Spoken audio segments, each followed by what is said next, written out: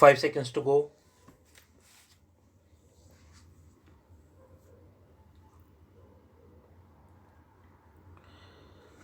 Start. Next, he would contend that the incident took place and the post mortem was conducted allegedly on 10th March 2005. However, the report is prepared allegedly only on 25th August 2005. Learned Counsel posed the question as to the possibility that the post mortem report, in fact, may be related to somebody else. In this regard, he drew our attention to the deposition of the father of the deceased. Father of the deceased had deposed that it was true that the marriage of the appellant and the deceased was performed happily and there was no quarrel between the spouses. Further, he had stated as follows: it is true that there are 4 rooms in the house of accused. It is true that accused numbers 1 and 4 were using separate bedroom in the house. It is true that within 6 months from the marriage, whenever Sultana visited to my house, she told me that I had performed her marriage in proper house and she is happy in the house of accused. It is true that my daughter was cooperative and helpful natured girl. It is true that when Sultana came to my house for Ramjan festival, that time Sultana told me that I should take her in the house of accused and there is no entertainment in my house. He would further point out that reversing the verdict of the trial court, the High Court has acquitted the appellant as also the other accused of the charge under section 498A of the IPC. This means that the appellant was not found guilty of cruelty under the said provision. It was therefore wholly illogical and not warranted by the evidence to convict the appellant under section 302 of the IPC.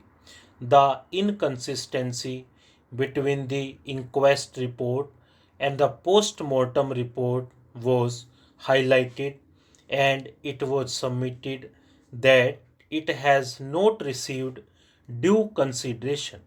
He would submit that the external injuries which were noted in the inquest Panchanama in respect of swelling of the head, clear mark of rope to neck, injuries to thigh and back are not noted by the doctor in the post mortem report. He complains that in a case of difference of injuries between the inquest Panchanama and the post mortem report, the post mortem report will prevail over. He reminds that the post mortem report has been prepared after more than 5 months from the date on which the post mortem was allegedly performed.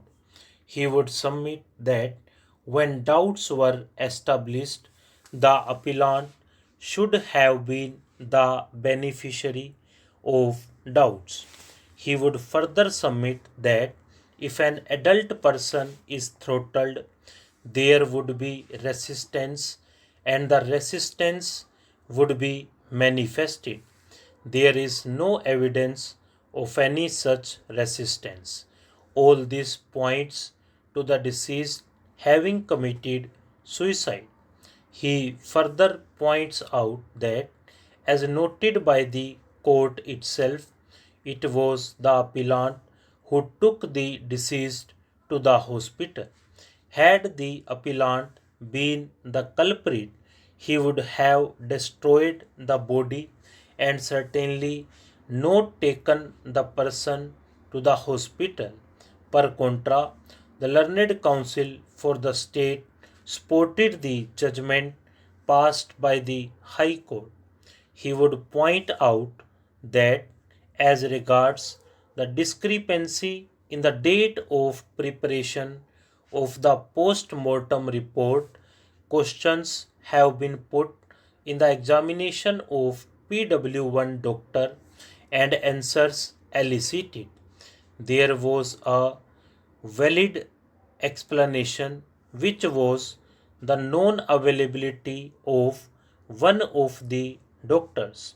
He further pointed out that the provisional report was given on the date of the post mortem, that is, on 10th March 2005. The trial court has accepted that the following circumstances stood proved against the appellant and other accused: 1. Motive; 2. Custodial death of the deceased; 3. Non disclosure of death by the appellant to the complainant; 4. False evidence of accused of hanging; 5. Inquest Panchanama; and 6. Sport Panchanama. As regards motive, the trial court relied on the evidence of PW3 that all the accused were insisting on the deceased to bring half tola gold, which remained to be provided by the time of marriage, besides one choice dress and rupees 5,000 for bakery business. The appellant reiterated his demand and repeated his threat to kill deceased if the demands were not met after 8 days of her return to his house. The trial court also placed reliance on PW4, the aunt of the deceased, in this regard. It is after the threat mentioned above that the deceased died after 8 to 10 days. It is found that medical evidence showed that the death is caused by throttling all the accused by their joint act, one by pressing her neck, one by catching hold of her hand, another by catching hold of her leg, and one by pressing her leg killed her. There is medical evidence to prove violence by killing her by throttling and pressing her neck. Stop.